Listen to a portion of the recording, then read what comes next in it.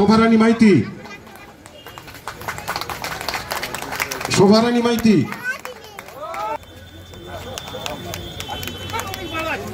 আলপনা দাস, আলপনা দাস নেই, কাকলি শ্যামল তো, কাকলি শ্যামল।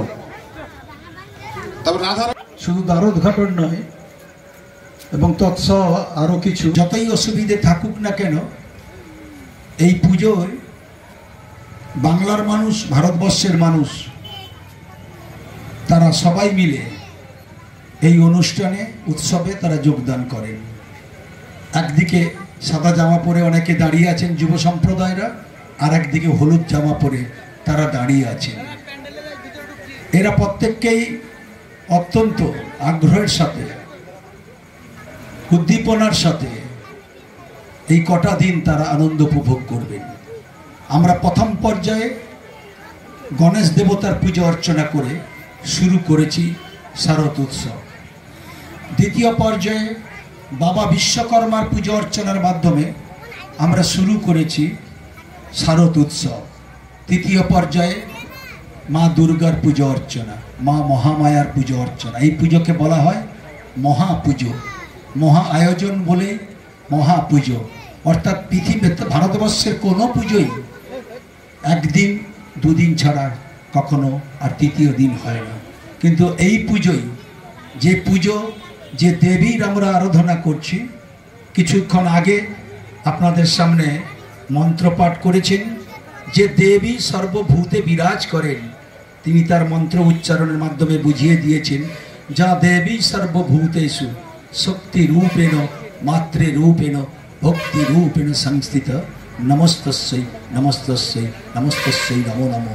সেই দেবীর আরাধনা করছি আমরা। মা দুর্গার আরাধনা 5 দিন ধরে তার আরাধনা চলে। সেই মা দুর্গার আরাধনার উপলক্ষে আজকের আমরা এখানে সমবেত হয়েছি। ঈশ্বরের শক্তি আছেন, সেই মানুষকে যদি আমি ভালোবাসতে পারি, সেই মানুষের যদি মঙ্গল করতে পারি, সেই মানুষের যদি কল্যাণ করতে পারি, তাহলে আমি ঈশ্বরের, আমি মা দুর্গার, আমি ভগবানের করুণা লাভ করতে পারবো। তাই আমাদের বীর সন্ন্যাসী যুগনায়ক স্বামী বিবেকানন্দ বলেছিলেন, বহুরূপে সম্মুখে তোমার ছাড়ি কোথা খুঁজিছ ঈশ্বর, জীবে প্রেম করে যেই জন, সেই জন সেবিছে ঈশ্বর। তাই আসুন আমরা সবাইকে মানুষের মঙ্গল করে, তাদের শুভ কামনা করে, দুর্গার যিনি অশুভ শক্তিকে ধ্বংস করেন, সেই মা, সেই লাভ করবার জন্যে আমরা মানুষের কল্যাণ করি। তাই মানুষের কল্যাণ। আপনারা দীঘার সৈকত শহরে এই জায়গায় আজকের এখানে একটি পর্যটন কেন্দ্রে, সেখানে একটি পুজো হচ্ছে, এখানে পুজো হচ্ছে, আরও পিছন দিকে পুজো হচ্ছে। তাই আজকের এই পর্যটন কেন্দ্রের আজকে মা দুর্গার পুজো। কিছুদিন আগে প্রাকৃতিক দুর্যোগে এখানে ইয়াসের ঘূর্ণিঝড় আমি নিজের চোখে অনুধাবন করেছি।